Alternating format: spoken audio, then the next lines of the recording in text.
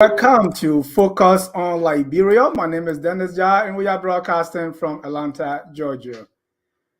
We want to welcome all of our viewers to the History Channel on Focus on Liberia. This is Saturday, and we are here with the Liberia History Channel.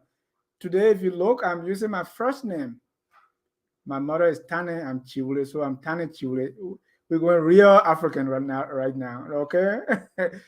Tonight, we're going to be talking about the incredible life and death of President Edward James Roye. That's E.J. Roye.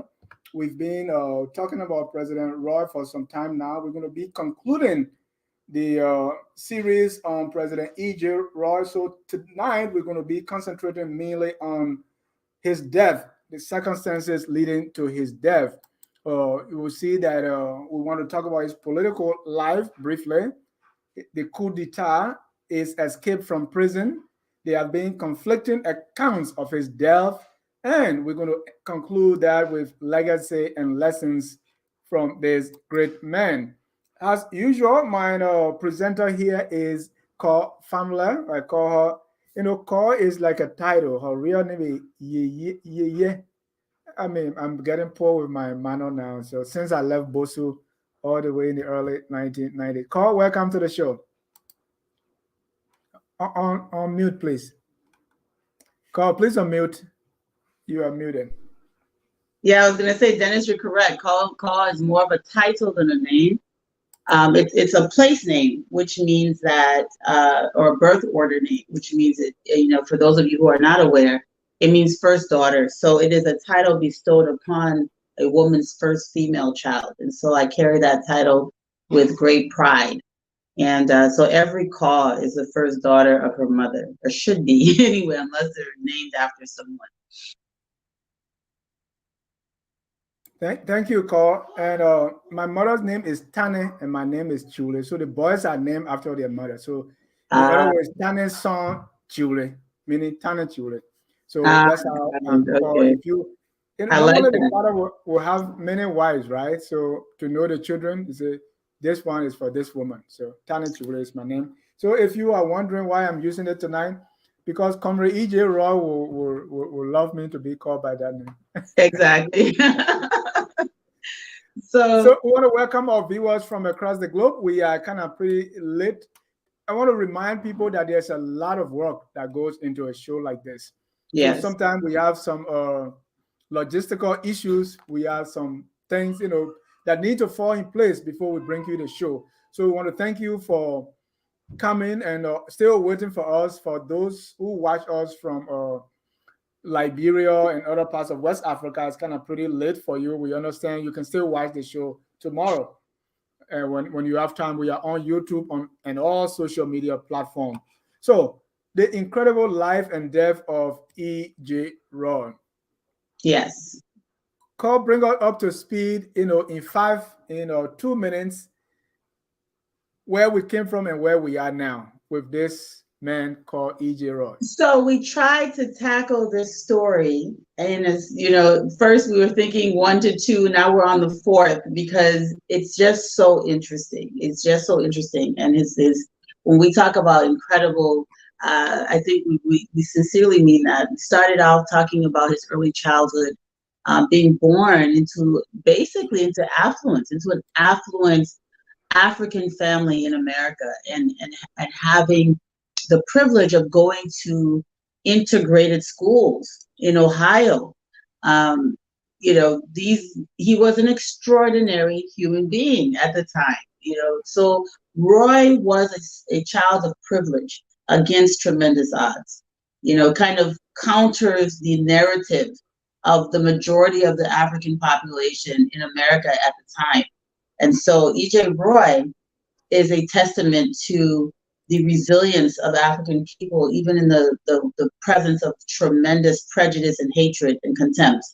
Roye had a university education. He was also the equivalent in the time period of a millionaire.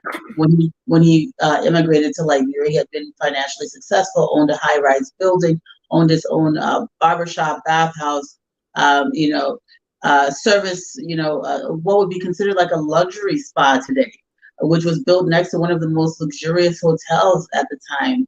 in Indiana. So he went from Ohio to Indiana back to, realizing that he had to leave the United States when the tide started turning against successful people of African descent. So E.J. Roy's story deserves the respect. Please go back and watch 1, 2, and 3. We'll put the context in everything in place for this episode. I don't want to spend too much time going over the details that were covered in those, because it's not necessary. They're recorded for you to watch in future. And I also want you all to know that it's important to support the platform as much as possible. This does take a lot of time and effort. And so if you can subscribe to the YouTube channel and, give what you can to keep, this program going and growing, we would appreciate it. Thank you. Also, what you can do is, there are people that are supporting schools in Liberia, and a lot of work is going into libraries. Well, brick and mortar library may take some time, but if you can get a solar panel in your town, get this episode from YouTube that you can download and play, in your schools. You can get some flat screen or even Hunchback TV to your village. Slip in the CD. Contact us. We can. We are working on a big project to burn this to DVD so that you can use in your classrooms and even in your villages. Let people learn about your own country. Wonderful. Even in the villages, why they tell us and think about all the traditional schools, the elders will set you down and tell you about how great your tribe or your clan or these things are. And that gives you tremendous pride. So as you grow up, you are like very proud of who you are, of where you're coming from. With Liberia, we don't have that as much. So most of us grow up in Liberia thinking that we are the worst people, the country is bad, everybody is corrupt, and there has been no one in the past who did well that we can learn from. We don't have the kind of heroes that we want to celebrate, but they are there. And so the History Channel tried to uncover all of that and bring it to you right here on Focus on Liberia. So support the show, share the show, and talk to us. Call me, talk about what you can do to support the show. And I want to welcome Dr. Pajibo. I was so afraid that you fell asleep already because you are in Ghana. It's really late. So thank you so much. And those who are joining us from Australia and other places where it's really, really late, thank you for coming. It's actually early in the morning in Australia. It's not late. They just waking up Sunday morning. It's very early. And Mr. My favorite state people that are in Japan, Australia, all those people that are just waking up young morning.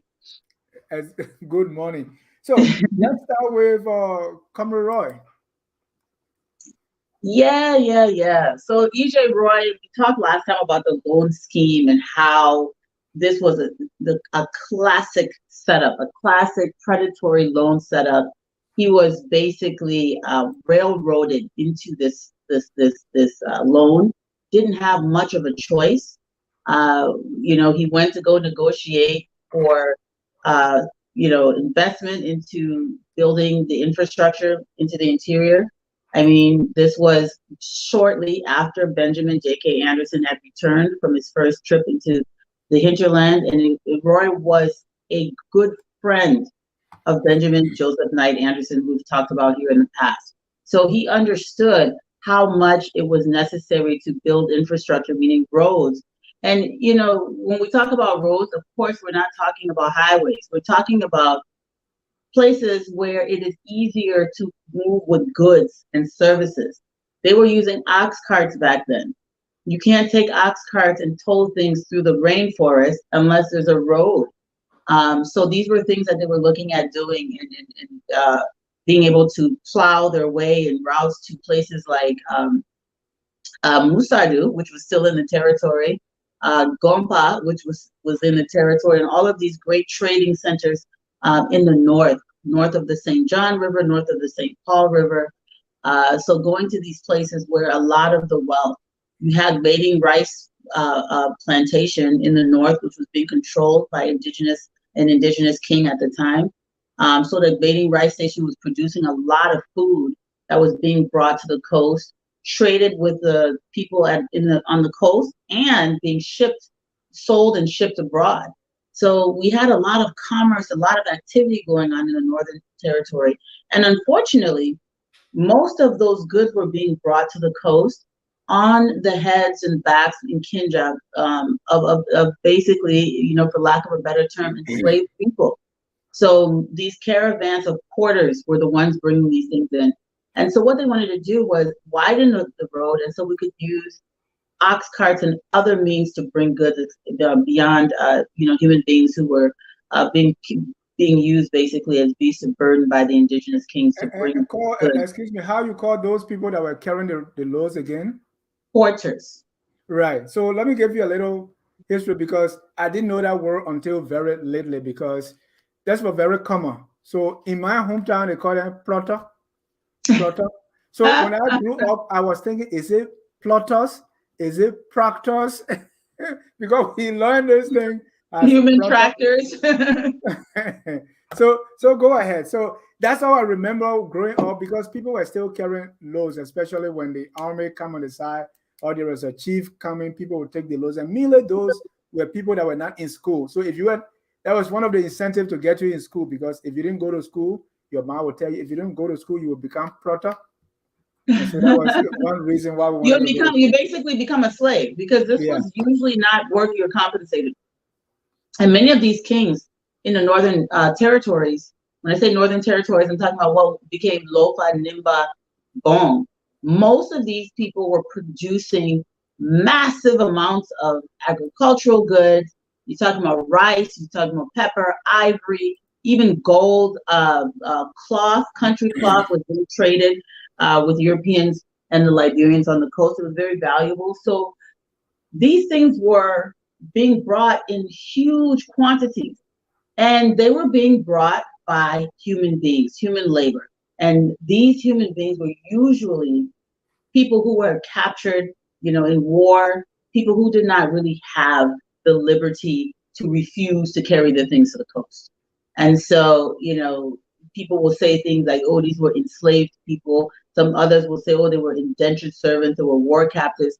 Anytime you do not have the liberty to refuse to work and you're not compensated for your work, this is a form of slavery. So this was one of the things too that was worrisome and troublesome to Roye and many others. So when Anderson Wendy also gave accounts of these, the enslaved, in his interpretation, the enslaved population in the hinterland outnumbered the free people 3-1, which is just crazy. So they're working in plantations, they're making cloth, they're working in Bating Rice Station, they're doing all of these things all the way actually until the 20th century, because you can even see Bating Rice Station was still functioning in 1926 when the Harvard expedition team went there. So this was, the 1800s, it was functioning, early 1800s. I mean, even when Liberia was established, Bating Rice Station was functioning. So, and this is where my ancestors are from. My direct kin, would have been there. So these people were producing mass quantities of goods before even Liberia was settled by westernized African people from the Americas, from North America. So they were coming, bring these things to the coast and trading with Europeans. So I wanted to make that, make that understood, and why the coastal people understood the economic power that laid in the north. They referred to the kings as, noblemen, great noblemen, because they were extremely wealthy and extremely powerful. So, there's this thing, I still want to on this idea of slave, because later on with the FENADOPO, the government tried to distinguish it. So these are not forced labor; these are compulsory labor. So, like for the people who were carrying these goods, some may argue that this was not slavery. They were getting, it may not be much, but they were getting paid. And some of them, because there were no rules, so this was necessary for commerce to take place. Right, but they weren't being compensated, is a fact. I mean, we even have an example of a group of porters rebelling against King Mumaru and being put to death for trying to escape slavery. So that is not a voluntary or even a humane practice. If you have to kill people violently and put their heads on posts as a deterrent to others, this is classic chattel slavery. So people argue these things, but the evidence says otherwise, especially when we have to realize that many of these people, which Anderson described as being, in a population of 3 to 1, many of these people were captured in war. Yeah. So they were also not only carrying things to the coast. Before the coastal trade was dominant or predominant, they were carrying things as far as way as Gambia.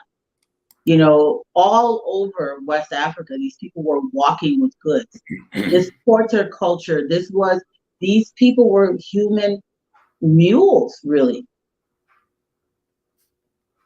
So most of the enslaved people on the Grain Coast, that was their duty. That was their work, was to carry load. Thank you. Let me announce, talking about supporting the show, Evis is donating $20 and James is $10. Thank you guys for supporting. So Thanks everyone. We learned last week that so EJ Roy went and negotiated this loan. The terms were very unfair, and we called a predatory loan scheme, and it got him in trouble. This is a document. I will read it, and you tell me what it is. Okay. Edward James Roy, President of the Republic of Liberia, to whom it may concern. Satisfactory evidence having been exhibited to me that J. Milton Turner has been appointed Minister Resident and Consul General near the Republic of Liberia for the United States of America, I do hereby recognize him as such and declare him free to exercise and enjoy such functions, powers, and privileges as are allowed to the Minister Residents and Consuls General of the most favored nations in the Republic of Liberia. In testimony whereof I have caused these letters to be made patent and the seal of the Republic to be affixed, given under my hand at the city of Monrovia the 19th day of July, 1871, and in the 24th year of the independence of the Republic. Signed, E.J. Roy. By the President, signed, W.A. Johnson, Secretary of State, interim. These people were speaking book. And they said they were illiterate. E.J. Roy went to an Ivy League school, basically the equivalent of an Ivy League school in Ohio. So James Milton Turner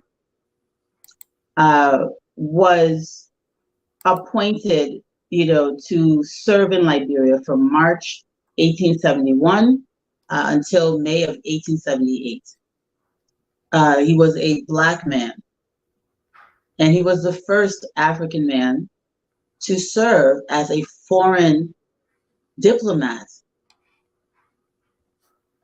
You have to understand that the United States government did not recognize Liberia's sovereignty until a little less than 2 years before J. Milton Turner was appointed. So this was a big deal. This was a big deal.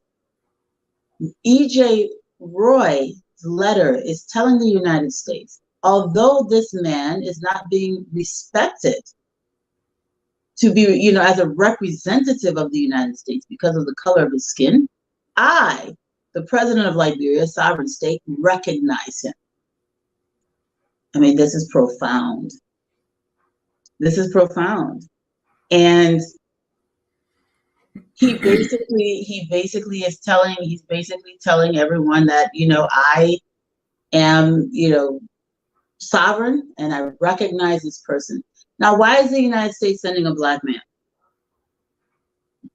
They're sending a Black man because the atmosphere is becoming extremely racist. And also they thought whoever appointed him, the president, Ulysses Grant, I think is who appointed him.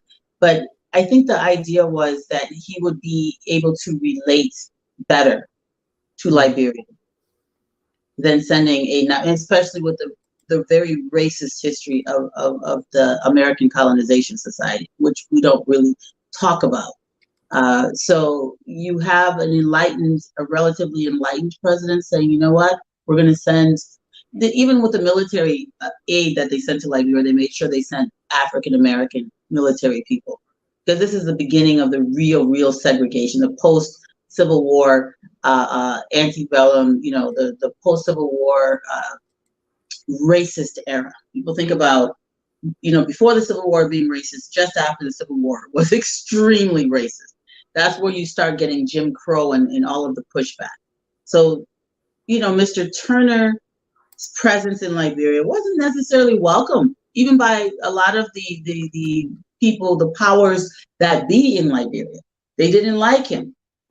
They were used to dealing with a person of European, descent, a European American.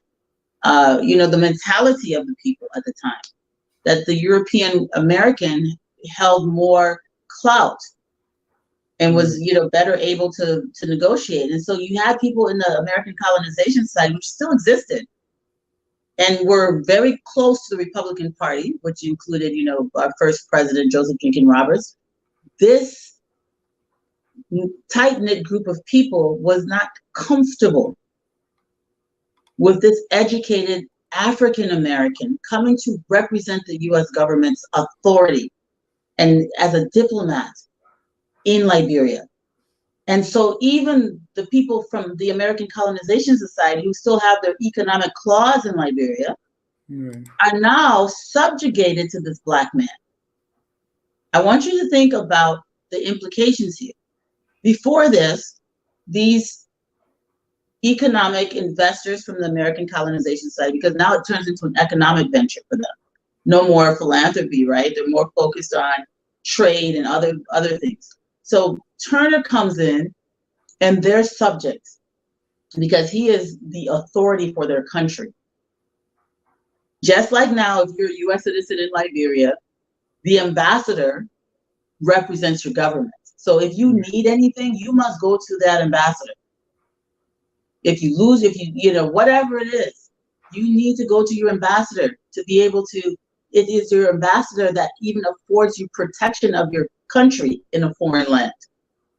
And here he is, J. Milton Turner, an African American man. So that's why I put that letter there. I thought it would be extremely important for us to just emphasize that Roye needed to state to them that this man is recognized in the manner in which he did. So Turner had to respond. Oh no, this was late. No, this is a separate. Yeah. Honorable William E. Evans, Secretary of State, Washington. Sir, I have the honor to inform the department that the High Court of Impeachment in the case of Honorable B.J.K. Anderson, ex-Secretary of the Treasury, found a verdict of guilty of 3 of the charges alleged by the Honorable the House of Representatives. The High Court decided on the motion the principal manager of the prosecution that the clerk of the High Court direct the proper officer of the Department of Justice to institute criminal proceeding against Mr. Anderson before the courts of competent jurisdictions in Montserrat County, and that the said High Court of Impeachment defer to enter further judgment in the case of Mr. Anderson until the regular session of the legislature be held in 1878 to 79. I have not been able to, as yet, to secure a copy of articles of impeachment in this case, the High Court not having ordered the publication thereof. I have the honor to be, sir, with highest considerations, your obedient servant, J. Milton Turner. So the closing of that letter, that was typical for that time period. That was the lingo, the professional diplomatic lingo when you're speaking of your superiors in government. The reason this letter, although it's a bit out of place, I wanted to emphasize just how incredible, meticulous, and we're going to be discussing 2 different versions of what happened to E.J. Roye. Yeah. And I've said my personal observation in looking at ACS and Turner, I have far more confidence and give far more credence to the version of events as documented by J. Milton Turner than I do of the American Colonization Society. Now, these documents I'm presenting, they speak for themselves. My opinion of what occurred, I'm always going to make sure that I separate my thoughts from the data. So my perspective on this is that Turner's version is more accurate. I will present both versions, both ACS and Turner's version of what occurred in the death of Roye. You can draw your own conclusion. Does that make sense? Yes, makes Everyone? sense. Let me Yep. hear yes, or no in the comments. Okay. So what did you get out of this letter, Dennis? What are your thoughts on it? For me, it was he's here. He's talking about, of course, he's talking about Anderson, Benjamin Joseph Knight Anderson, and Anderson being drawn into another accusation of corruption. Anderson being basically Benjamin Joseph Knight Anderson being one of the great heroes of Liberia. He is the one who walked, with his boots and sometimes his bare feet from Monrovia to Musadu. He's the one who, discovered and named many of the towns and kings and documented their names so we know who they were today. If he had not done so, we would not know King Momuru because he doesn't exist in the oral tradition any longer. Many of the things that we've lost in the oral tradition were documented by Benjamin Joseph Knight Anderson. And here there is again, through the Republican Party of Liberia, a fight to dishonor and to bury Anderson and make Anderson out to be, whether he was guilty or not, but to erase everything he did and make him out to be, just another crook. And so one of the things I've noticed, a pattern I've noticed at this period in time, was many of these people that made extraordinary strides to push Liberia forward there were huge efforts from all angles to discredit and erase them from our history. And here Turner is kind of documenting how they went through this whole process, through the legislature and the courts, but they're not documenting it because it seems to him that he's being railroaded, that Anderson's being railroaded. He's communicating that back to the United States, when he's very much aware that it's some of the wealthy hands from the United States, private sector ACS people, who are manipulating the process. He doesn't say it, but he's there as an ambassador, and he is going against what these powerful U.S. citizens are manipulating in Liberia.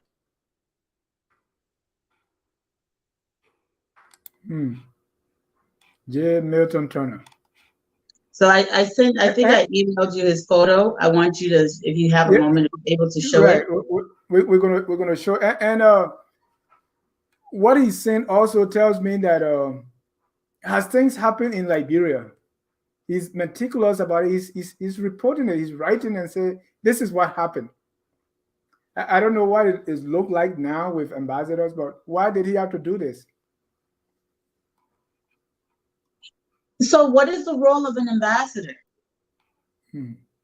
What is the role of an ambassador? An ambassador's role is to communicate back to their country what's happening in the country that they're serving in. And hopefully to influence policy towards the country, right? So if you're an ambassador and you're observing, in his words, what did he refer? I don't want to, he said,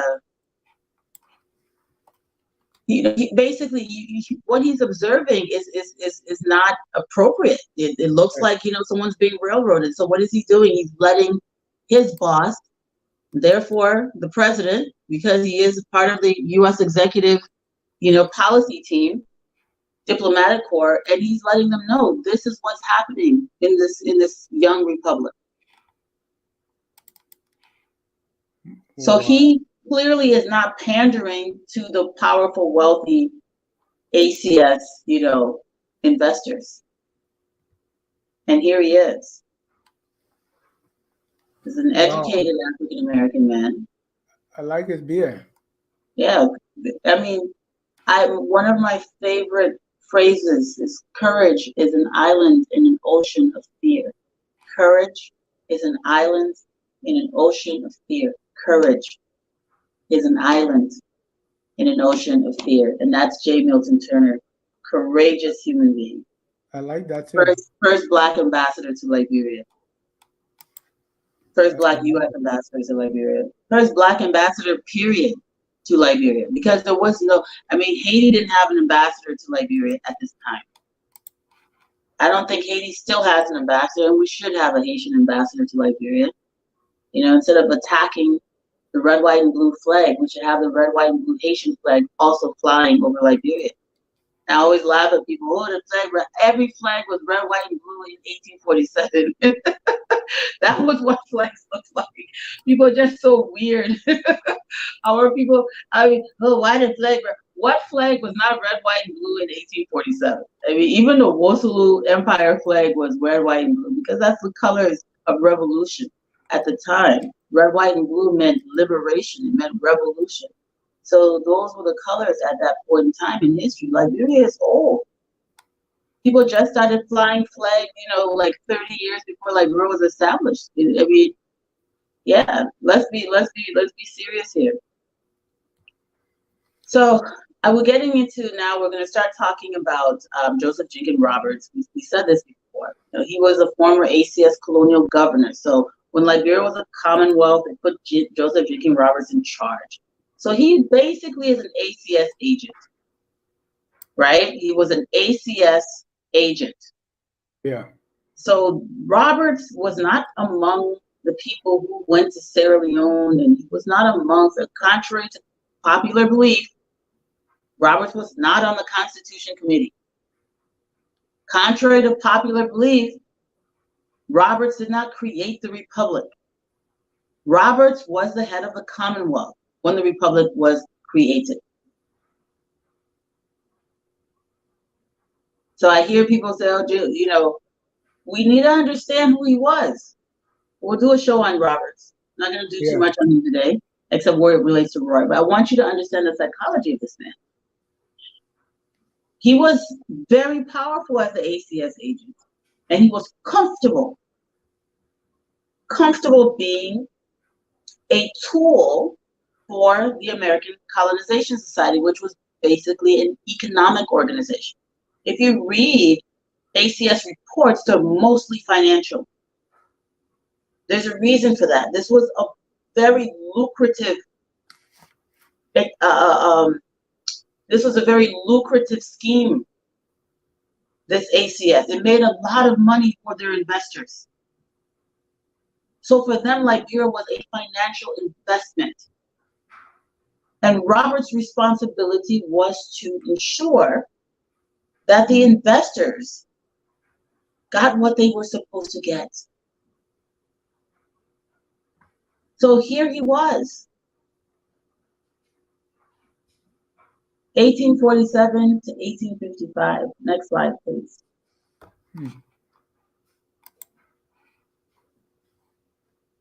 So we're going to stick on this slide for a while.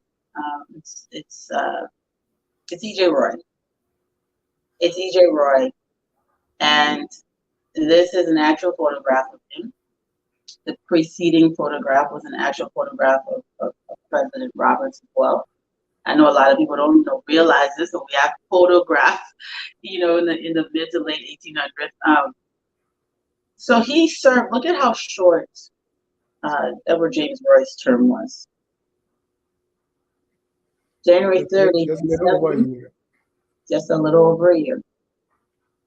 So one of the things that we talked about the loan scheme. What I really would like us to get is that the first decade of Liberia's independence was pretty much dominated by Joseph Jenkins Roberts.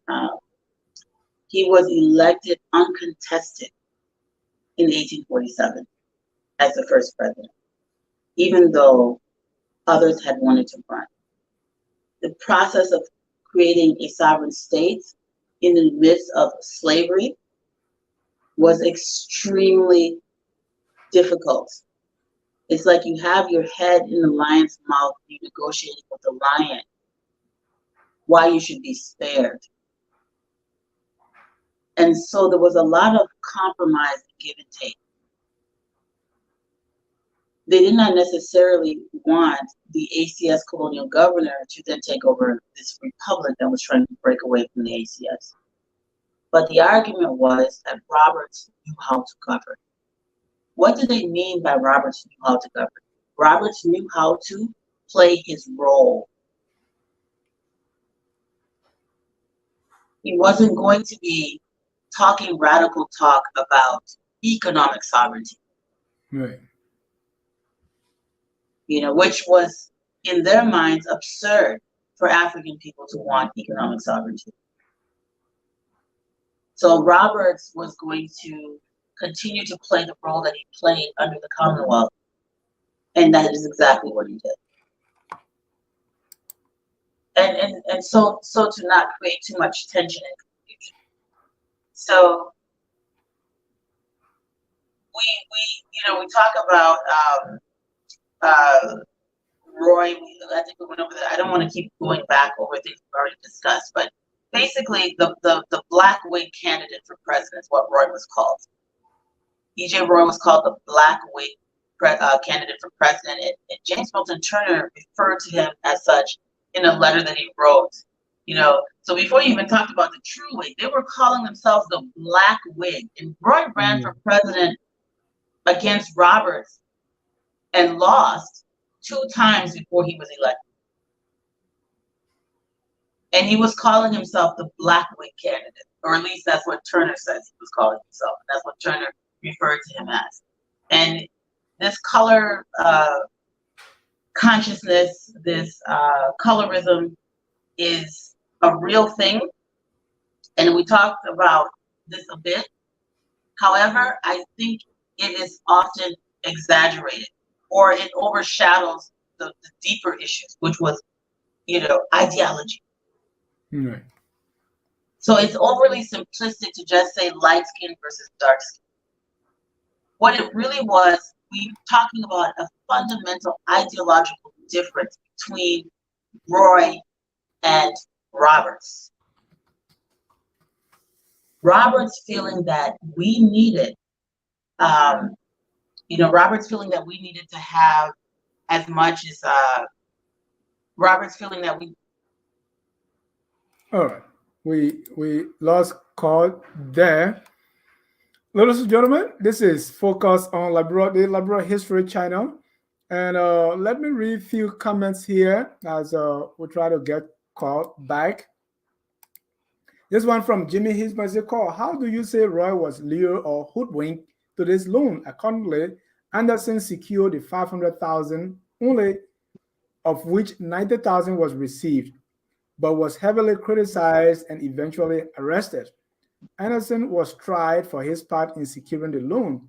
He was found not guilty, but he was shot to death while leaving the courthouse. So watch the last episode, Mr. Eastman. We went into great detail about that. Yeah. So Roye didn't negotiate the loan. He wasn't present when they negotiated the loan. He left, and other government officials went as they should. It is not the president's job to sit at the table and negotiate a loan. That is what he has. This is the Minister of Finance, which is basically what Benjamin Anderson was at the time, the Secretary of the Treasury, which is the equivalent of the Minister of Finance. So he did not negotiate the loan directly himself and was not involved in the terms. And the terms of the loan, again, were predatory. They were predatory. They were structured that way. The intention was to put Liberia in a situation so that it couldn't be economically sovereign. I mean, we could take some more questions before we get into, since we already started, or some comments, I should say. just so it's more interactive, Dennis. So Joy said, oh, he was president for only 20 months, talking about Roy. Yes. Yeah, sometimes we don't realize that until we see it. Yeah. And one more question here from Jimmy is, was Robert continually paid by the ACS after becoming president? No. And again, the last episode, I really described the economic, protections that the investors had under Roy's rule, at the detriment of Liberian business people, which was one of the reasons Roy wanted to be president, because the policies of Roberts were anti-Liberian and more favorable to American and European business people. Our friend Z Bella Thomas B says watching from Ganta City. My Henrik is watching. Thank you. Thanks for staying up and watching your sister. Anna Otimu, happy to be here for the story of this incredible man. Vinston Kia, I'm grateful to be on historical shows tonight. Thank you for watching. Dr. Stella Jeffries is watching. Christopher Tabo is watching from Ban in Nimba County. Oh, all my people here. Priscilla is also here. Thank you all for coming. This one is long. My objective information for all Liberian home and abroad is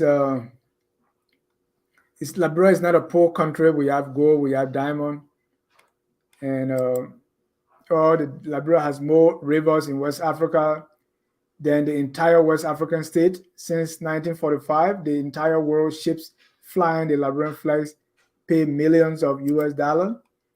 We also see that R.A. Morris is watching from India.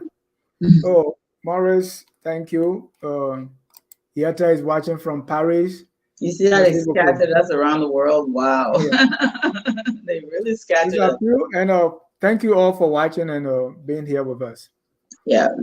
Let's get back to EJ Raw. And okay, we have our US base too. El Roto Wayne is watching from Southern Arizona. Thank you, ladies and gentlemen. Thanks. Yeah, so basically, Nathan Bernard wants to know, can we tell why our people are poor? This is a history show, and when you watch history, you can basically discern for yourself. History definitely on Saturday 3 p.m. our FOL Marketplace is on business, finance, and economics, so we can explore that. So yeah, and there's also historical roots. We're talking here about economic sovereignty and a country focusing its resources and making sure its resources benefit, that the benefactors of its resources are American business people. And you have another person who's saying, no, the resources of our country should be benefiting the people in the country. Predominantly, we can trade. Everyone's welcome to come and trade, but it should be fair trade. And if we continue the economic exploitation, we may as well be slaves. Was basically what Roy said. Roy saying, hey, the reason we're here, the reason we said we want to be sovereign, is so we can not only be politically sovereign, but economically sovereign. Because if you don't have economic sovereignty, political sovereignty doesn't mean anything. It's useless. The whole purpose of political sovereignty is to secure economic sovereignty. The purpose of political sovereignty is to secure your economic sovereignty, your right to self-determination. If a government cannot do that for you, you have no government. It has failed. So this was the philosophy. This was the ideology of the Black Whig Party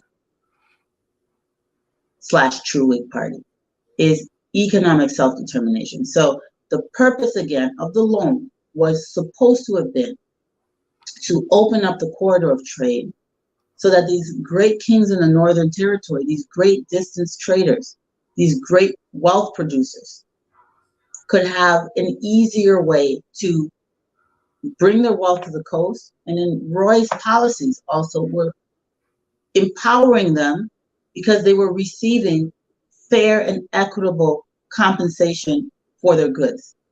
I mean, prices for their goods. So they were selling their goods to the Liberians at a much higher rate than what they were getting from the Europeans.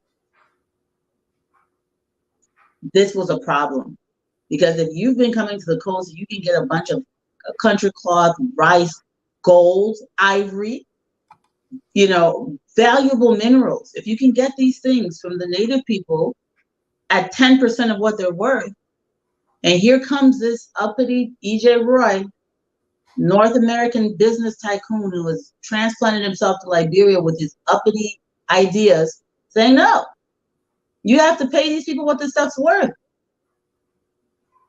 They have a right to trade fair and equitably. They are also human beings. They have a right to economic prosperity, just like all other human beings, and fair compensation for the fair value exchange for their goods.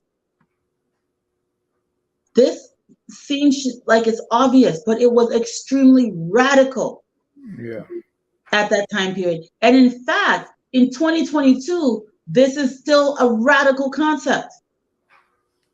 It is still radical if an African country stands up and says, we want fair trade.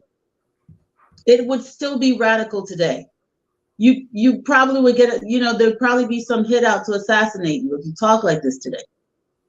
Certainly, you talk like that during the Cold War, you were killed. We have many examples of that. So these ideas were not born with Talbert in the 70s, or with Thomas Sankara, or with Patrice Lumumba. You have E.J. Roye talking this talk in 1870.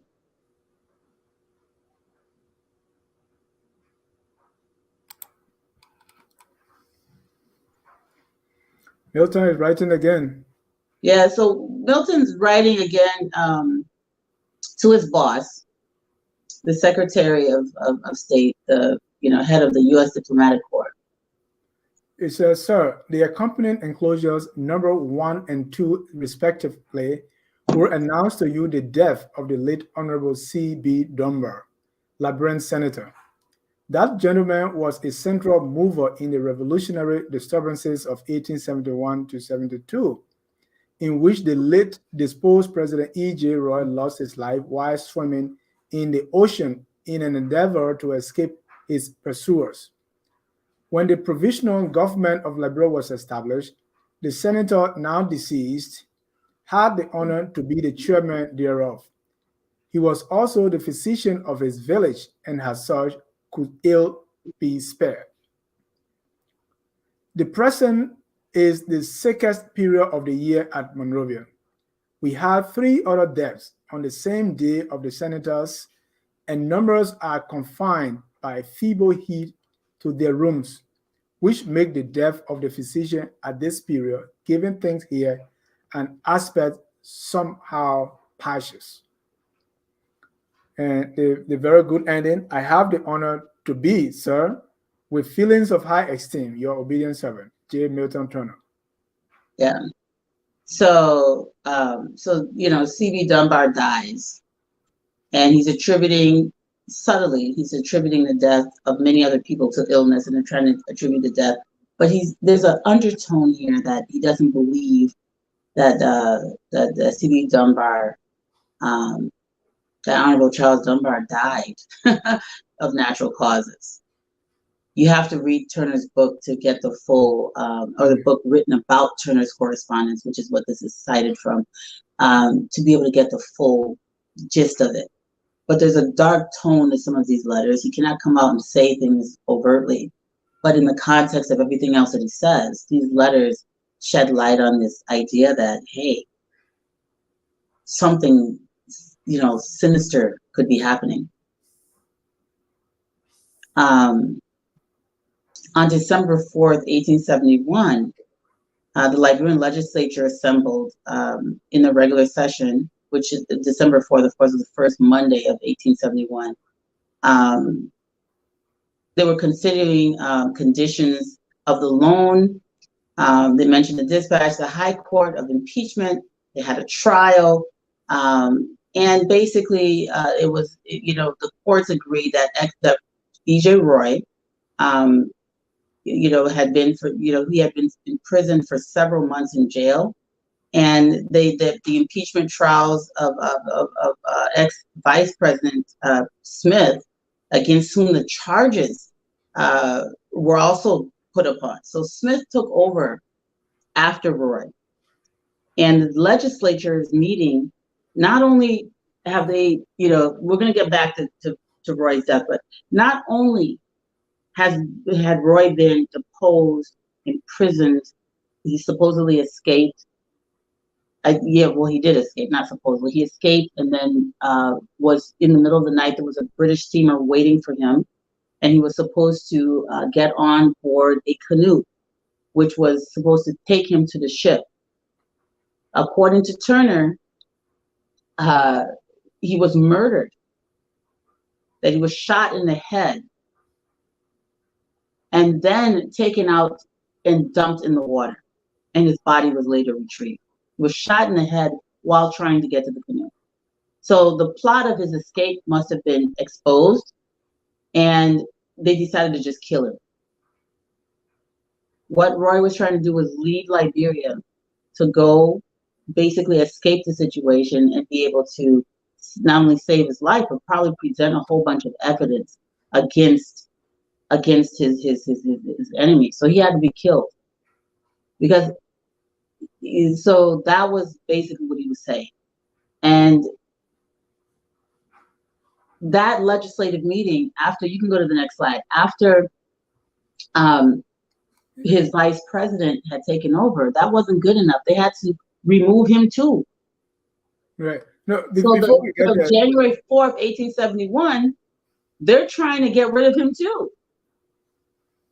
I'm sorry, December 1871. I'm sorry, not January. So December 1871, December 4th, 1871, first Monday in December, they had decided that Smith you can't be president. I mean, you gotta go. Why? That was Roy's vice president. And he was, and so James Skirving Smith, whose photos here, James Smith was a black Whig. So he was continuing the policies of E.J. Roye. They didn't like that. It was treacherous for the Republicans of Liberia. So Roberts and his people that were in the legislature, through all kinds of coercion, had overpowered, and they decided to remove Smith so that Smith would be a non-entity, that he wouldn't be able to run for office again. So during that whole process, when they met, they decided that Smith should be removed. That was in December. Smith was removed and replaced in January. And look who replaced him.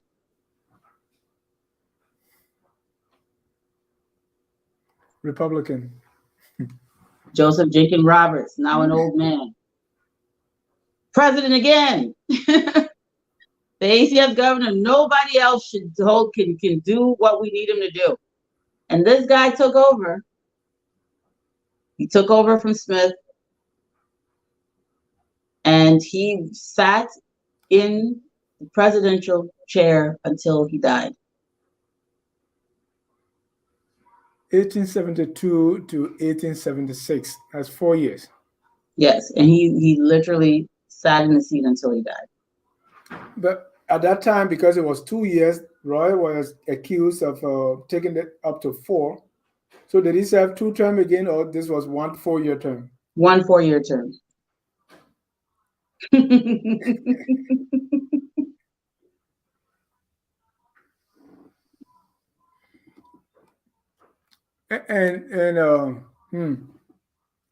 So because that was the issue around that time.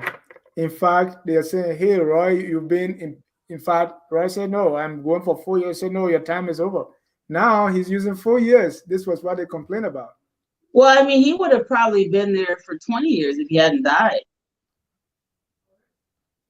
Yeah. He had no intention of giving up the seat at this point. They removed Smith so that Roy could go back. I mean, so that, Roberts could go back into power. And they couldn't allow even Smith to finish Roy's term. Yeah.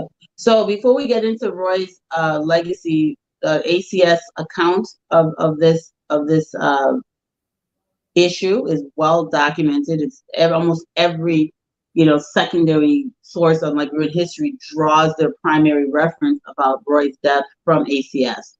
ACS says that he escaped from prison with a lot of coins, a lot of money, heavy, sacks of coins, and he went into the water and tried to swim with a very heavy load of coins. And in that process, he drowned. That is what it said. Because the coins weighed him down, and that his body later washed up on shore. But they didn't say where he got the coins from. Well, if he escaped from prison, maybe the people who helped him escape gave him the coins to drown him. Who knows? Who knows? But they put the bag of money on his waist, and that's how he drowned. I mean, that's basically the story, that he drowned trying to escape, and he was weighed down by a lot of, cash. Yeah, he had a coin in his belt. That's funny. It's really unfortunate that we, as African people, listen to these stories and we don't even question them, because we've been taught to vilify everything about ourselves. And Liberian children are being taught to look at the people who established the country as their enemies, as people they're supposed to hate and spit on their graves. And you have children right next door in Ivory Coast and Sierra Leone that have reverence and respect for the British who enslaved them and the French who literally enslaved them. So this hatred that Liberians generally have for their history and their past isn't normal. In lieu of the fact that they didn't endure a fraction of the oppression that occurred under colonialism, actual colonialism. So it's strange. It's strange that we don't teach our children to respect our uniqueness and our identity as a country. There's no country in this world that was established, that I'm aware of, that was established where everyone was a saint and everyone sang Kumbaya and came together and said, oh, we're a country now and nobody gets their feelings hurt, nobody gets stepped on, nothing has to change in order to create the country. Countries are born of war, conquest, all kinds of things. The country we're sitting in right now, born of genocide and slavery. But you don't see people, the majority of the citizens, fly the flag with pride. So what's the difference, Carl?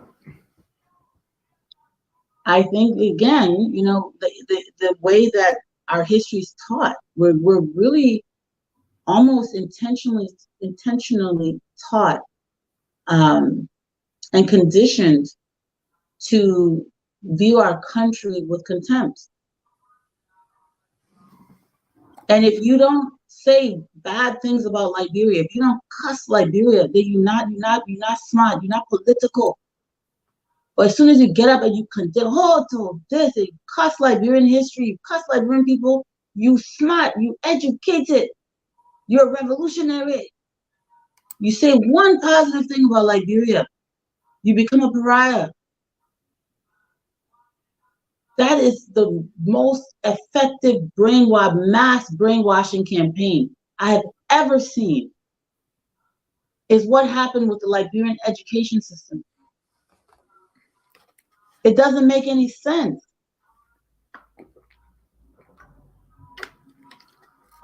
You bring up anyone from the past, they're condemned. How can it be? How can it be that everything that ever happened is bad? And I asked someone the other day, I said, what would be the alternative? What would be the alternative? And the answer to the question was, what do you mean? I said, if we had not had this flag, this Lone Star flag, if this flag was not waving over the Grain Coast, what would have become of us, the indigenous people? What do you mean? We're not going to be colonized. That's not true. We're going to be for Guinea. We're going to be for Sierra Leone. We're going to be for Ivory Coast. There will be no Liberia. Would that have been better? I don't believe it would have. Some of us during the war, I hear my cousins, my friends say, oh, when we went to Ivory Coast, the way we were respected, the way our minds were open. Women were educated in Liberia. They go to Ivory Coast, hide in those smaller towns to even see educated women who could read and write. They were shocked. Oh, the girl can read. But then they said colonialism was better. Liberia had the highest population of educated women in 1980 on the continent. Cool. And this one reason, right? Because the way I look at it is just as we're saying tonight.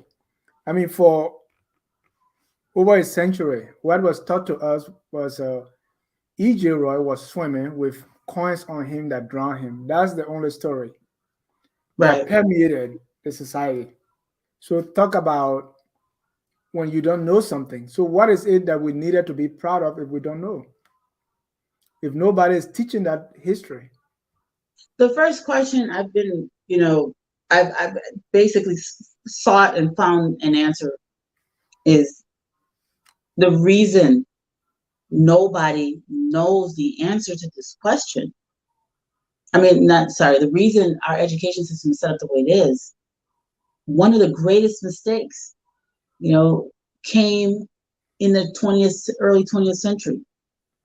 In the 19th century, meaning the late 1800s, many of the missionaries that were setting up education systems in Liberia were African American.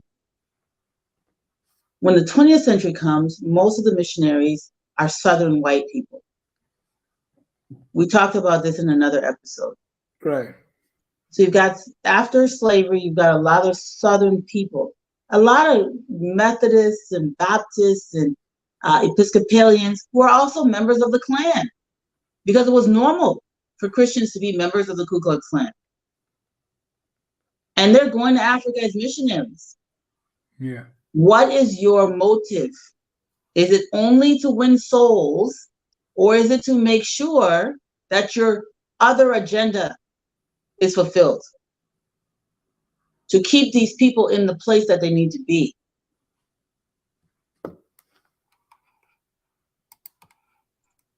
So you've got these Southern missionaries in 1905, 1910, 1915, pouring into Liberia to establish schools, because the Liberian government is being run by Christians who think this is good because they're Christians. They're going to come and they're going to open schools because we don't have the money for schools.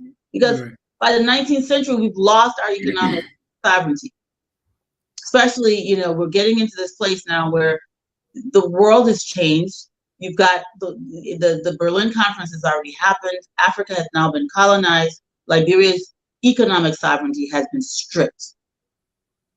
Everything that we're fighting for is gone. So this is the era preceding Firestone. American investments are what's important. So Liberia becomes an economic colony of the United States, not a political, but an economic colony. And then what happens? The schools come. We've got to train these people to be subservient and obedient. Right. This is what Jesus looks like. See, I look just like Christ. You better listen to me. You don't want to offend God. So you got the inland church, you got all these churches. And what are they telling the people? Christian don't eat cola. Christian can't sing this song. The Instead Holy of just Ghost shall, bringing the gospel, instead of just the bringing Holy the Ghost shall gospel, teach you, so you don't have to go to school. yeah, so instead of just bringing the gospel, they brought the gospel with a racial agenda. And an agenda that taught us an inferiority complex. And I want to also point out that this agenda was not only used on native people, because if you think about it, all of the schools in Liberia, whether it be in the interior, whether that Ganta Methodist or some school in Boperu or in Lofa or Bong or Or the little Maryland mission where I went. or Grand Cape Mount or Monrovia, all of the schools are being taught the same thing. So even the ruling class, the children are being taught the same thing. And this is when you start to see the shift in paradigm. This is when you start to see Matilda Newport Day. This is when you start to see the whole change in paradigm. Well, we were Kui first, we were Congo first, we were Christian first, we were civilized first. This is when you start to see that paradigm in the early 19th century, that really big shift where even the privileged, the children born of privileged people, the children born of privileged people are also being taught to feel, to swallow an inferiority complex. And when you start to think of yourself through the eyes of people that hold you and African people in contempt, you say, well, I'm closer to these guys than you are, so I must be better than you. This is a paradigm shift. It came through the education system, it came through the church. Because they didn't just bring the gospel, they brought it with an intentional agenda. And so now you start to see people saying things like, oh, you're a heathen, your country, y'all stay, we better. I mean, you start to see the divisiveness. This is one of many pillars that leads to our confusion, but this is just one. This is not the only factor. This is one of many factors. I just wanted to point that out. So we'll get back to Roye. So Roye's legacy. Okay, go ahead, Dennis. Sorry, I said a mouthful. Yeah, before you even go there, because this whole idea that as you asked, what's the alternative? Because we sometimes look towards Ivory Coast, look towards Sierra Leone, Guinea, and say, oh, we wish we were colonized, right? And just as you pointed out, because I was maybe fortunate to escape the war and seek refuge in Guinea, Ivory Coast, before going to Ghana and Nigeria. And what we were told when we were in, when we got to those places, as your cousin pointed out about Ivory Coast, I mean, Liberia was just advanced. First of all, when we went to buy food, the kobo we call it, it was only in Liberia that when you bought food, the meat was included. If you went to Guinea, Ivory Coast, Ghana, everywhere, you saw the meat was sold separately. In fact, and what is true that you said, because I witnessed that if you can badmouth your country, that was a sign of being, open-minded, liberated. If you did otherwise, you were looked at as a regime collaborator. And I gave you a typical story when we started right here, I focused on Liberia, right? Where, because if you are in a position, the current government, I mean, and even before that, in the 1980s, when I grew up, almost people that were celebrated were people who were hardcore opposition to the power that be.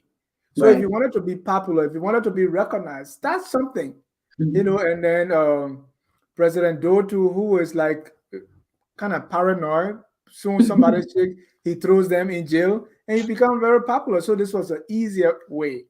So anytime you maybe recognize or say anything positive about President Doe, you will look at it as either not a revolutionary not smart.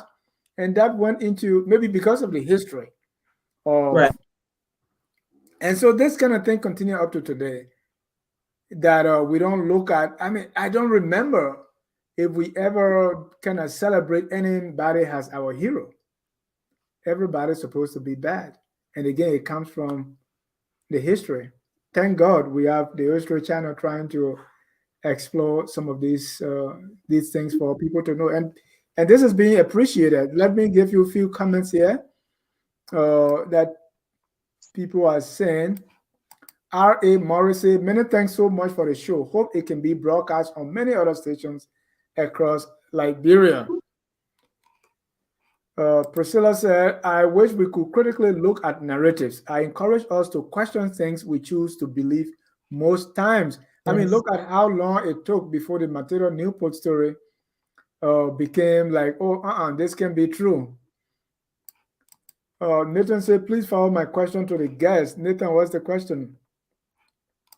Jimmy said it doesn't make sense that he would let himself drown from coins. If Anderson was shot dead, what makes you think Roy was not murdered as well? The story doesn't add up, right? But to what extent did we really question this and discuss it? Right. I Lisa, mean, they basically took all of our heroes. Not only did they kill them, they tried to bury their legacy. Even the last Roy's journals. The only reason we even have some of what we have is because Blyden escaped to Sierra Leone with his life. And he took manuscripts with him. If Edward Woolman Blyden and Sheffling had not preserved so much outside of Liberia, we wouldn't be talking about narrative of a journey to Musadu. We wouldn't be talking about anything. Blyden would have been killed. Edward Wilmot Blyden was almost killed. He escaped to Sierra Leone through miraculous feats, through the bush. So we've got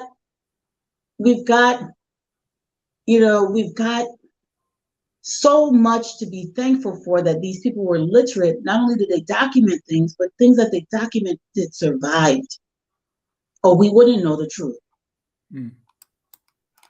Oliver Zodua say, wow, wow, wow. Will you teach me, please? I need you. And when you teach me, I will become president of Liberia. Yeah. All right, let's go back to Roy. Yeah. So again, I want people to read further. I'm not here to read, an entire book. It's probably even awful for me to do so. But it's important to know, and I see, Dr. Carr's watching. Hi, Doc. It's important to note that Edward James Roy was brilliant, understood business, understood money. Edward James Roy had an impeccable business career that did not at any time involve fraud. He was extremely wealthy before leaving the United States. He arrived in Liberia with extreme wealth for the time period for an African man, and built upon his wealth. He was not bankrupt. He was not poor. He had absolutely no reasonable reason to go out and steal money through some fraudulent loan scheme, especially while he was the president of Liberia. Yeah. If he really had negative intentions, he would have done what Joseph Jenkins Roberts was doing.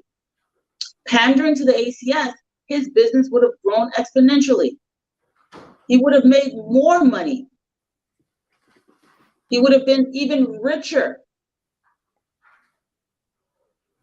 if he had pandered to the ACS. With all of the business understanding that he had.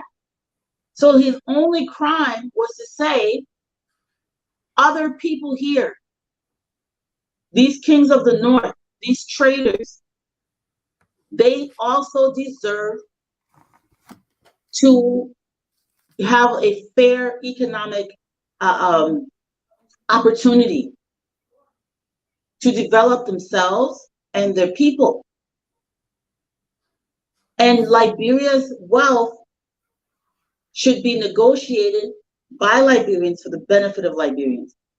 And he had the nerve to include the people who were producing and generating the wealth, which were the planters on the coast, the farmers on the coast, and the massive plantations, indigenous plantations in the north.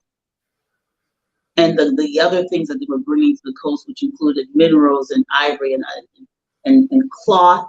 The country cloth, I keep emphasizing, was extremely valuable at that time in history. So that was Roy's crime.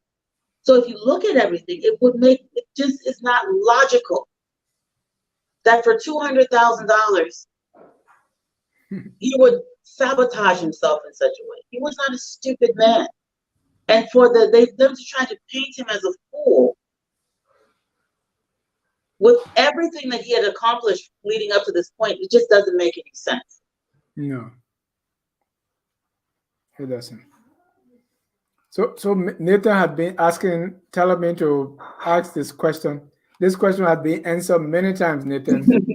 He said, how can Liberia get her land back from Ivory Coast, Guinea, and Sierra Leone that was taken by Winston Churchill of Great Britain and General Charles de Gaulle of France in 1900? No, we can't get anything back. It's gone.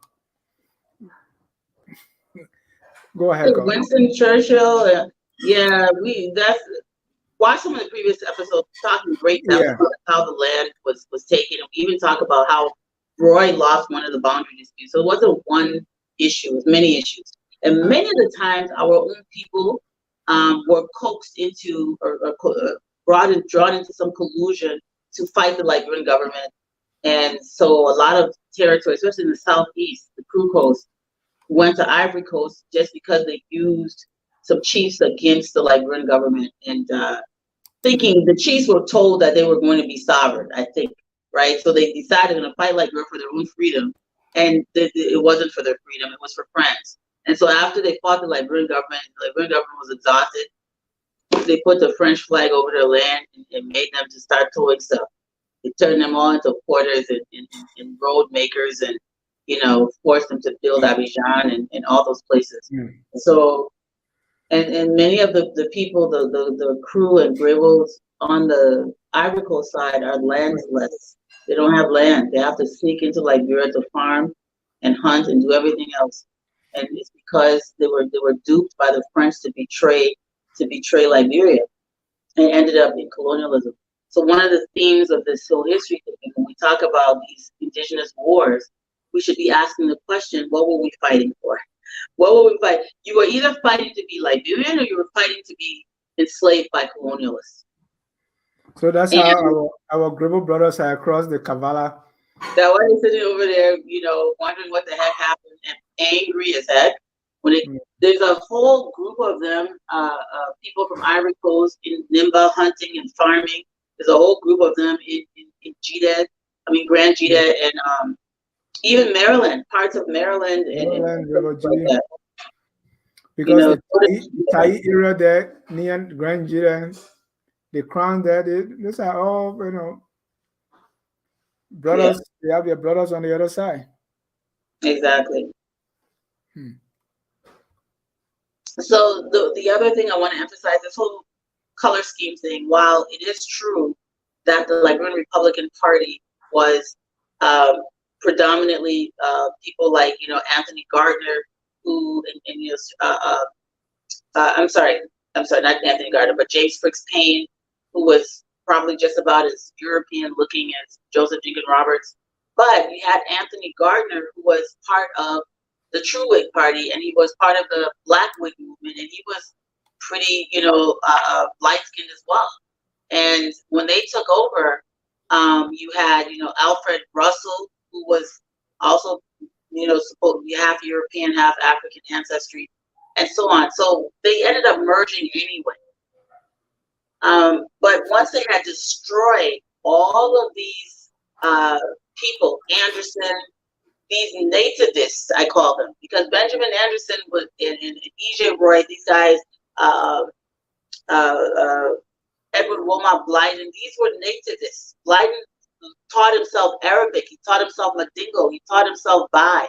I mean, multi-genius. He could translate Arabic manuscripts from the Northern Territory. You know, Edward Wilmot Blyden, these guys were what I call nativists, which meant that they believed that Liberian people in the interior, those noblemen, as they refer to them, were the ones who were going to be the powerhouses of the country. And they knew that that should have been their focus for trade and growth.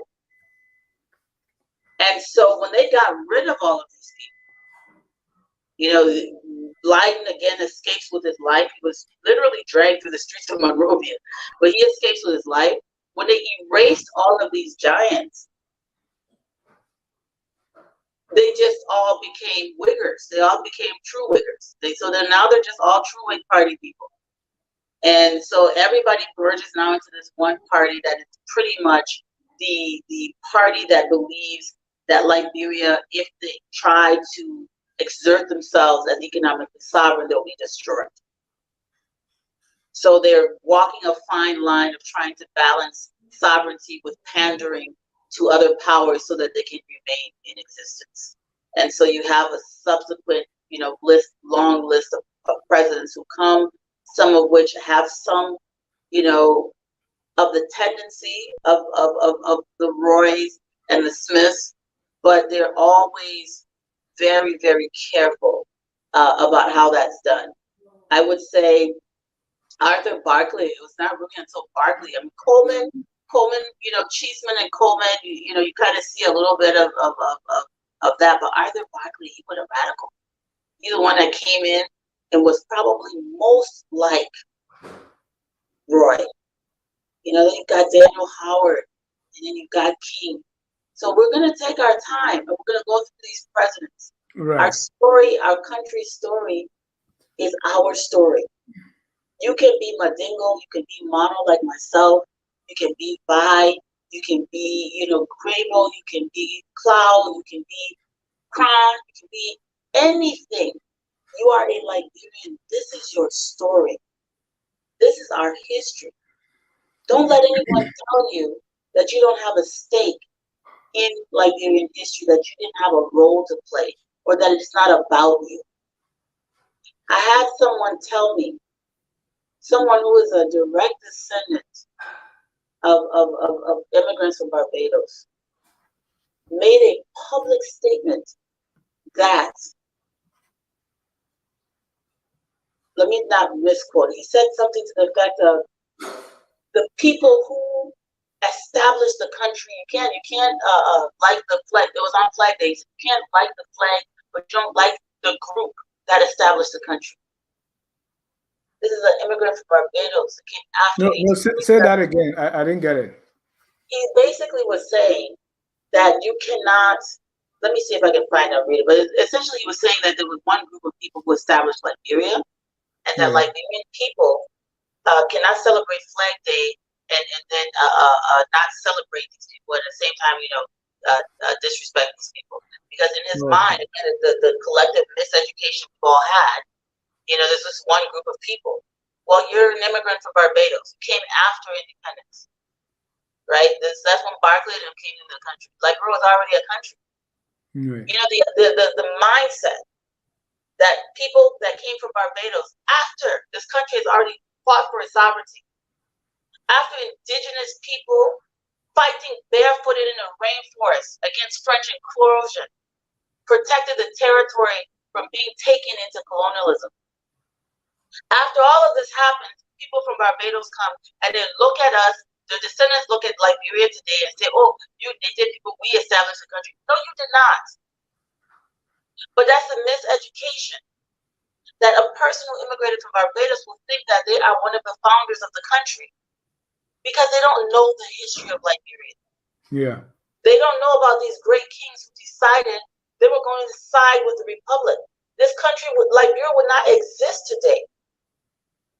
It would not exist today if indigenous people didn't also fight for it.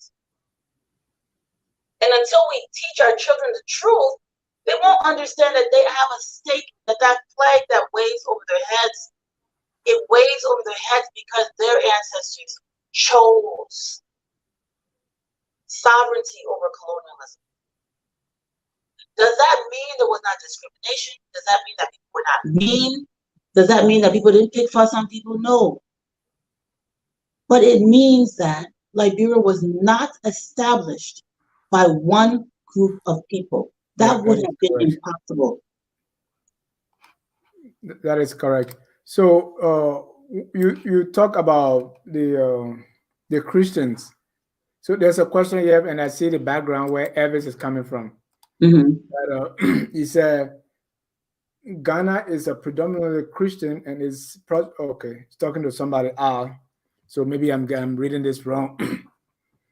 That the problem with the miseducation we talk about is not Christianity, because other countries are prosperous and they were Christians. So maybe I'm reading him wrong. So let me leave that. So other countries in Africa are doing well. I mean, this is absurd. So people always like to say this. Let's look at West Africa as a whole. I've been all over Ghana. Ghana has infrastructure development, and Ghana's had a lot of changes, but the brainwashing is still there. You still have, and in fact, if you go into the interior districts of Ghana, people are just now becoming educated. Go to the interior districts of Nigeria, people are just now becoming educated. Yeah. You have some of the most marginalized populations in Ghana and Nigeria. Go in the north. Right. Go in the north. Go away from the coast where the European economic hubs were. So this whole idea that countries are doing well. So infrastructure development is not under a post-colonial regime, is not a measure of people's livelihood and way of life. It's not a measure of people's prosperity. Because during colonialism, infrastructure was built by slave labor, not for the benefit of the people who were there, but for the benefit of the extractors of wealth. So if you go somewhere and you see shiny glass buildings all over the place, does it mean that those shiny glass buildings are meant for Kofi? No. And are there going to be a certain percentage of Ghanaians that are allowed to manage and kind of be surrogates to the European extractors? Of course. And you talk about the British were far more reasonable in their brutality against Africa than the French. I mean, do you know how many people died building Abidjan? Worked to death in chains?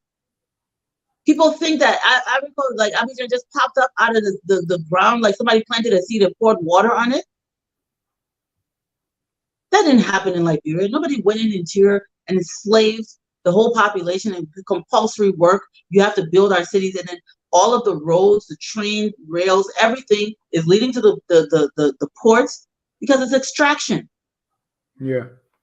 And Dr. Jason is adding, say Nigeria had the Biafran War, Mer insurgency, the Niger Delta insurgency, and now Boko Haram. And if you travel, because of ignorance, exactly, Doc. It's because of, again, ignorance. So to say that, oh, other people had, these same, listen, you had the same. In fact, I always like to say that Liberia, the model that was used in Liberia to destabilize and kind of implant the seed of inferiority was replicated all over Africa. If you go to Ghana and you're from Europe, and you go to Ghana and you're coming from Kenya or Nigeria or Liberia, who do you think the Ghanaians are going to serve and be so nice to and prioritize over you from Liberia? It's the European. If you go to Liberia and you sit down in a restaurant, this is happening to me all the time. You go sit down at Kenenja or any hotel, they come to serve. There's Italian people or whoever, British or American of European descent sitting in the place, call from Ganta sitting in the place, all of us coming paid, call came in first, They will be talking to call to take her order. When the European person sits down, they will stop and walk to the European person, serve them before coming back to call. And then call will have to tell them why their actions were wrong. This is how I spent my time in Liberia, always having to say to people, listen, these people are not better than us. They're human beings just like us. Serve people in the order that they come in. First come, first serve. Do not treat other people like they're more human and more deserving of respect than me or you. And that is profound, that it happens in Ghana, it happens in Nigeria. In fact, I would say the only African country that I have been to that I did not experience that was the Gambia. And maybe Yahya Jammeh, did some good there. I don't know if it was him or the Gambian people just don't care about that. I don't know what the difference is, but that's the only country. In Abidjan, in Ivory Coast, it was worse.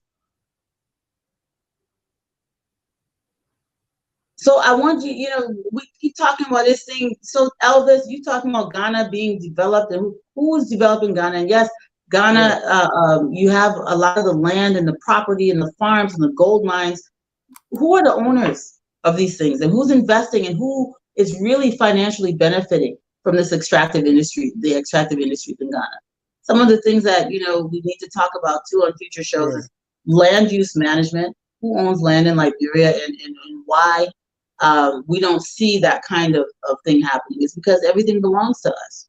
Right. FSA was responding to R, who said the Muslim countries were more successful than the Christian country. That's a whole new show altogether. So we leave it. That the Muslim countries are more successful?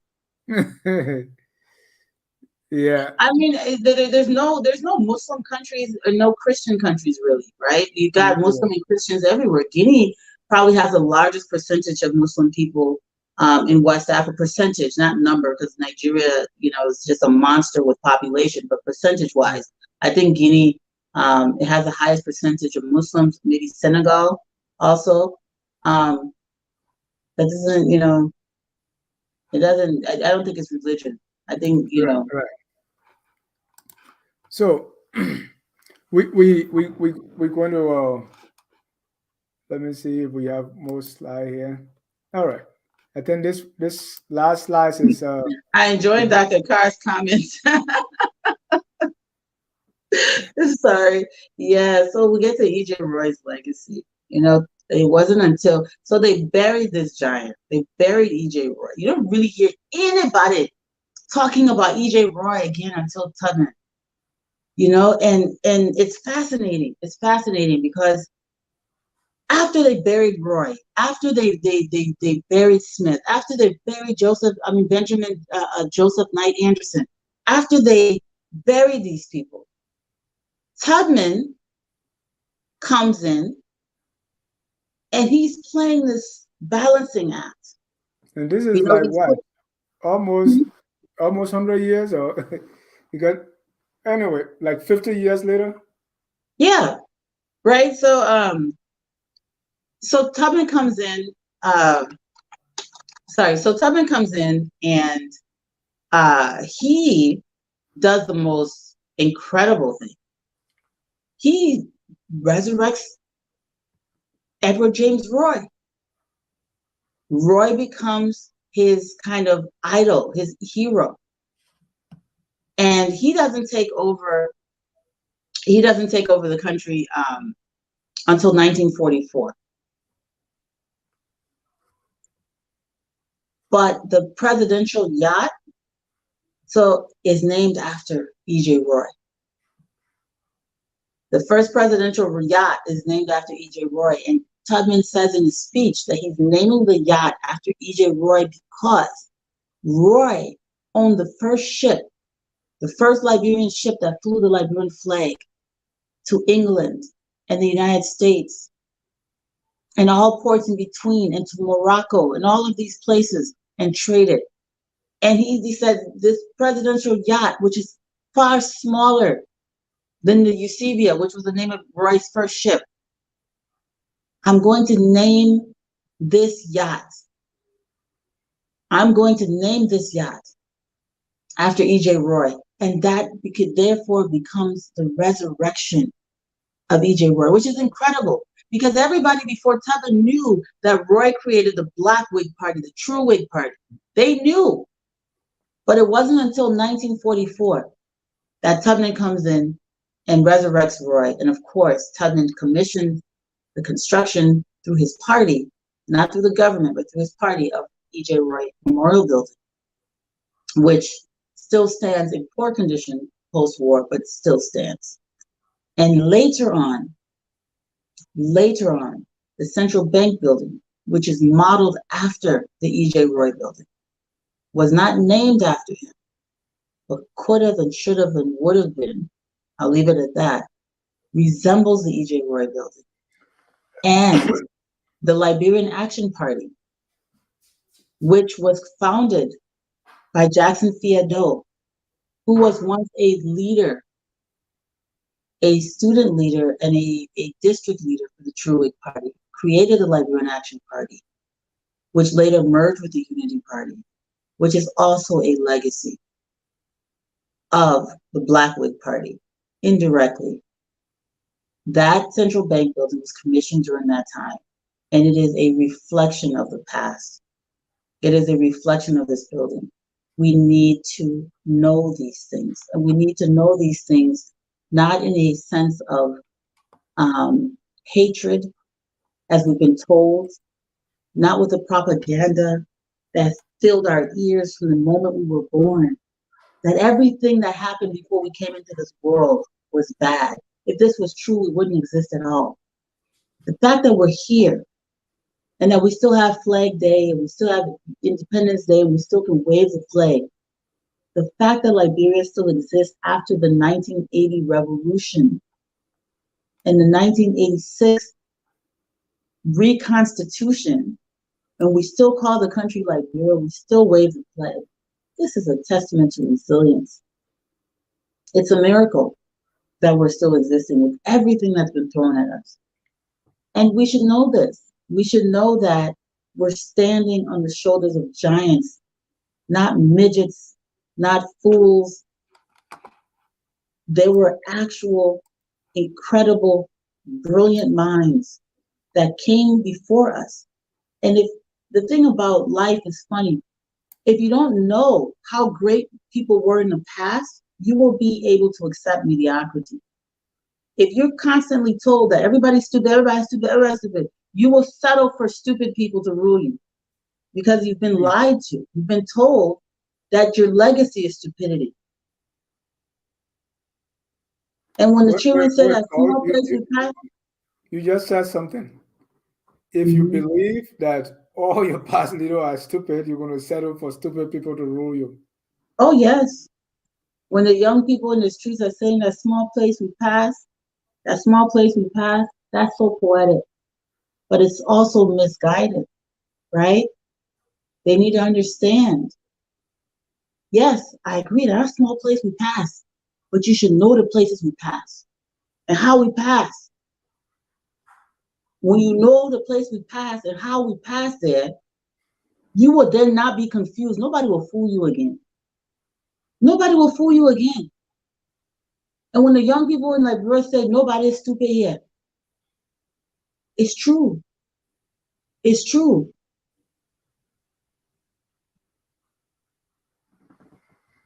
Well, ladies and gentlemen, this is the History Hour. We'll take a short break. When we come back, we're going to be concluding. No calls today. Yeah, no calls. Okay. But, we'll be concluding when we come back. Okay.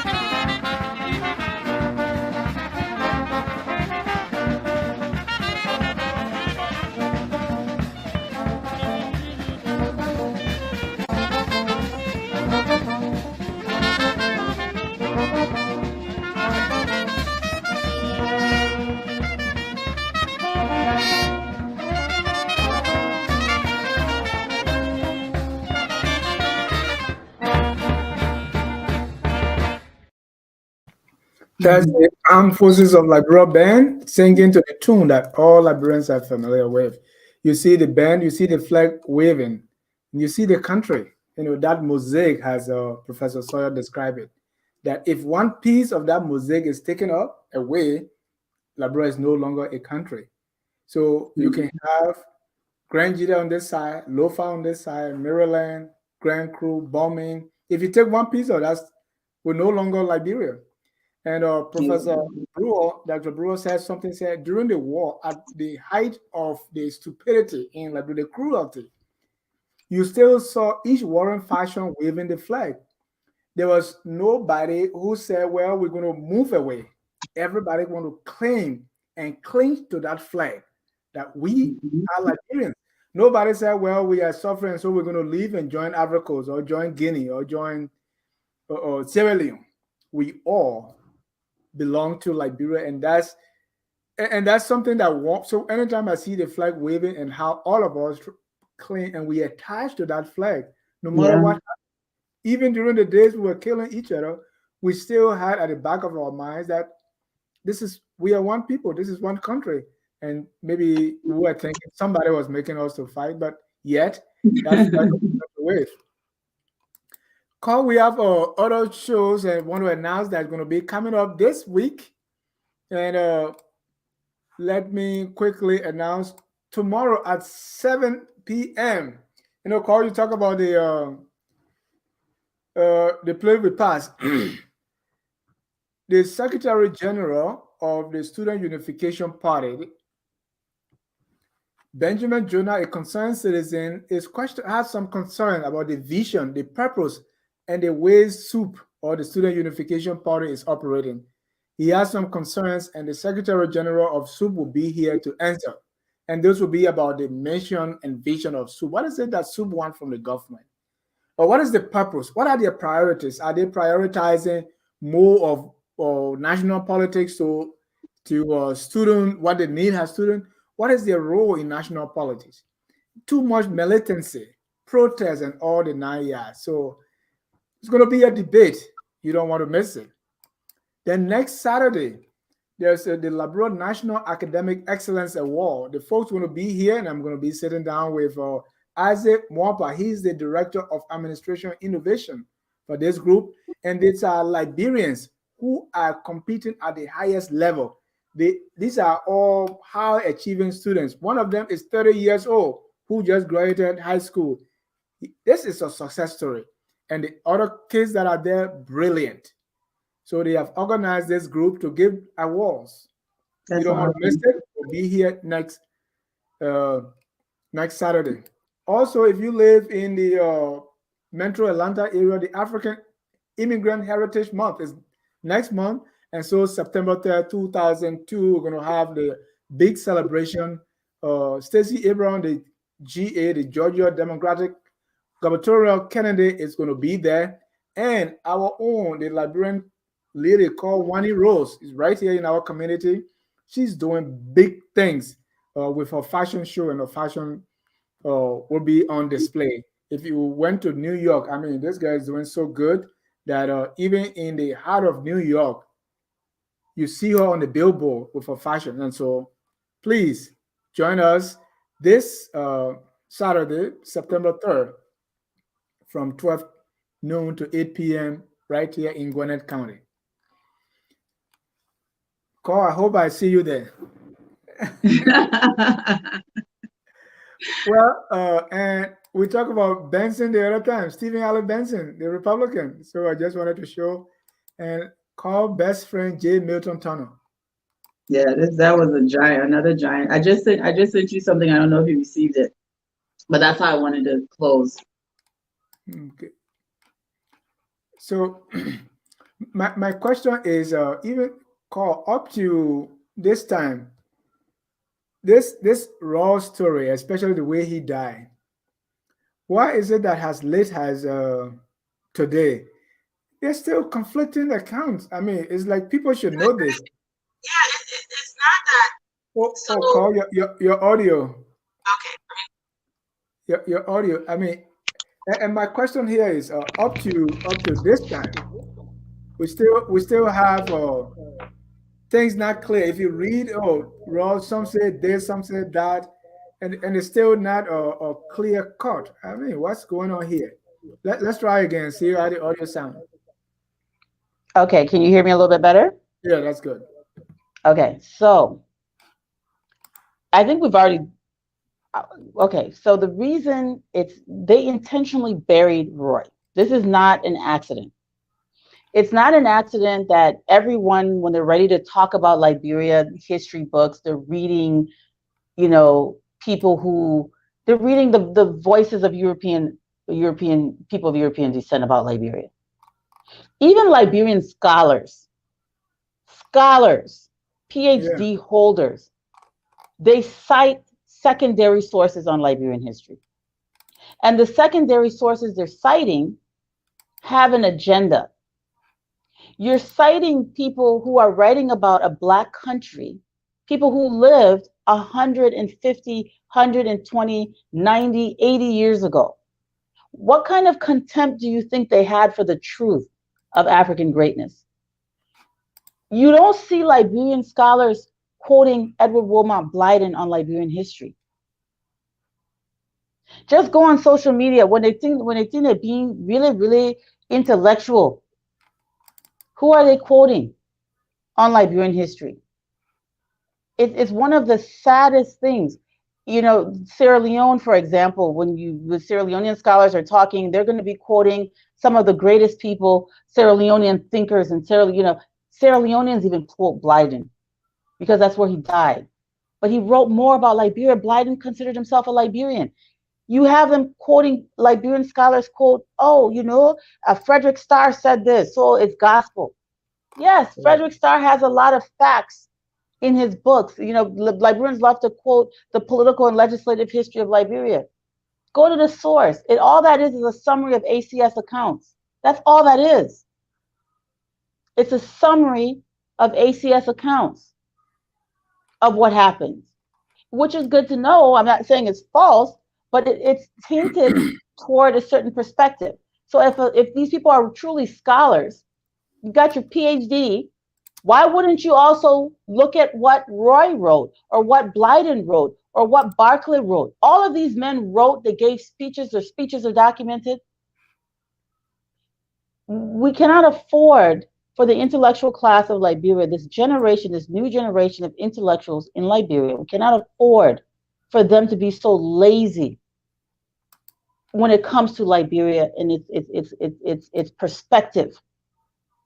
They must present the Liberian perspective, not the European perspective on Liberia. The only Liberian scholar of this generation, I'm not talking about the elders, I'm talking about my peers. The only Liberian scholar of this generation that I see presenting Liberia's story from the perspective of a Liberian person is Dr. Jacine Carr. The rest of them are mimicking European thought and ideology. They went to school to memorize and come back to us with the same nonsense that has us confused. They didn't do any research independent of European thought. This is a tragedy. It is a tragedy when a PhD holder can come on Focus on Liberia and say, I just recently found out England took some of our land. Are you kidding me? Are you kidding me? You are a rare scholar, a Liberian who has obtained a PhD. And you're saying after your doctorate degree, you recently found out something extremely obvious about Liberian history. This is unacceptable. And so my challenge to my generation is stop mimicking European thought and start thinking for yourself. Start seeing the world through your own eyes. Resurrect these giants, read their work, and couple that with what you've learned in order to produce a perspective that is more holistic. This shouldn't even be said. But for some reason in Liberia, it must be said that if you're a scholar and you're Liberian, you should see things from a Liberian-centered perspective. it is so unfortunate that that is not obvious to people that have legitimate PhDs. That is so sad. And that is my challenge to Liberian scholars. Quote Blyden sometimes. Quote Benjamin Anderson sometimes. Don't only quote Frederick Starr. You can quote him, but that shouldn't be your only point of reference. He didn't like you. He didn't think your ancestors were fully human. You know, so his perspective on your ancestors and what they did and didn't do isn't going to be too positive. Isn't going to be necessarily even true. I'm not saying don't study those books. I'm saying go deeper. And I'll leave it at that. That's how I'll close. Right, and that too gets to me. I think at the beginning of the show when we were talking, I said Tapeta was not built in one day's time. The way I was going with it, right? Yeah. How come we're quoting these people? It really gets to mean JFK. You can quote them. Yeah, you can quote them, but we have so many quotes. We have so many quotes from Liberian, including me. You can quote me. I have written a lot. Quote me, Exactly. Even our politicians, not even just our scholars. Our politicians are running around here, quoting people. I'm like, what? You running for president of Liberia? You can't quote any great Liberian. You can't quote a Liberian. I mean, quote my uncle John Twope. He got a maybe third grade education, but he's incredibly smart. He said a lot of things. Quote people. When I was in high school and I saw we're doing idioms and they say, carrying coal to Newcastle. The one we say carrying sand on the beach. And my brother and I invented ours. We say carrying fufu to Grand Bassa. Right? Make this, localize it. Let people be able to feel and think, see what you're talking about. Carl, you wanted me to show this? Yeah, it was just a publication of the E.J. Roye ship, the Liberian yacht, the presidential yacht. And then you remember that famous picture of Tubman being carried from the yacht in Buchanan to shore by some of his security officers, where they said they were towing him in hammock. So he was getting off this yacht. So in those days, we didn't have ports with docks where the boat would come up, right? Mm-hmm. So Port of Buchanan hadn't been built yet. So when you got off the ship, they would put you in a canoe, but the canoe wouldn't come all the way to the ground. So if you were strong enough, you would walk through the surf onto the shore. So his security men had to get up and basically carry the president from the yacht, from the boat to the shore. They took his picture. People said, oh, Tubman used to be carried in hammock. And you can clearly see that it's his security officers, all of them wearing the same thing and they're carrying him. But the point is, it was coming from this yacht. And that's how the president used to travel from Maryland to Grand Cape Mount and all the coastal towns in between was by ship. And every time he got off the ship, he was carried, because Tubman was a little old frail man. He was carried to the dry land. So I will put challenging for that. He actually say, look at you. You can't even pay taxes you want to. Yeah. Oh, that guy. Yeah, well, we're going to do all the presidents, and it's going to be fun.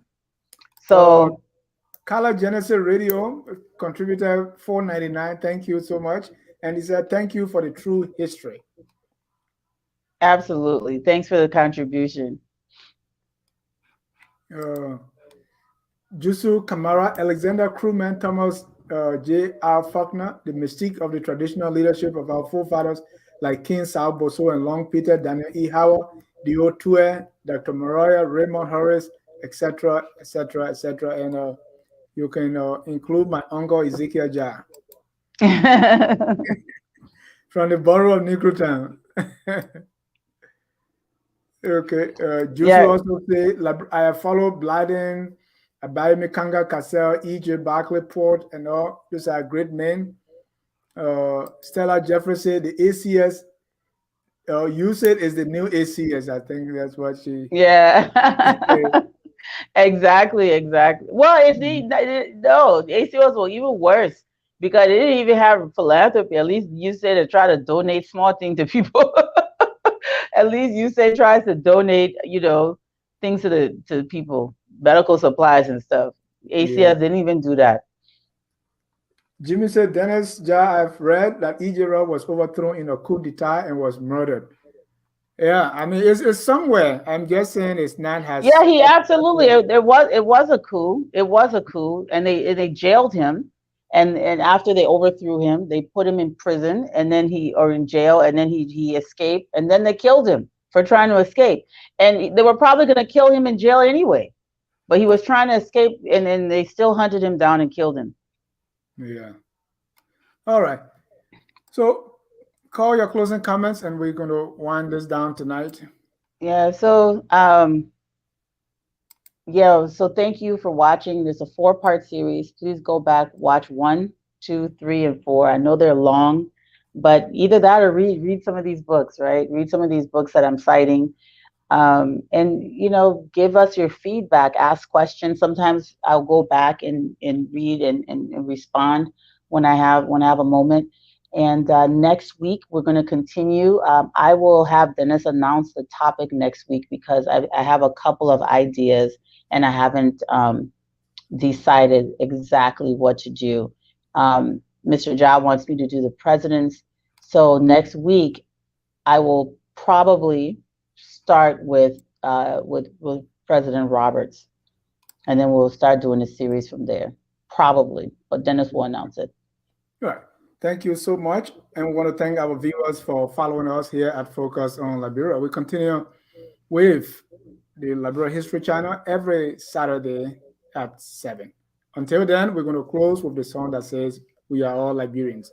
Whether you're a member of the True Whig Party or the Republican Party, the Action Party, or the Liberian People's Party, or whatever party you belong to, we are all Liberians. Have a good night, and God bless you.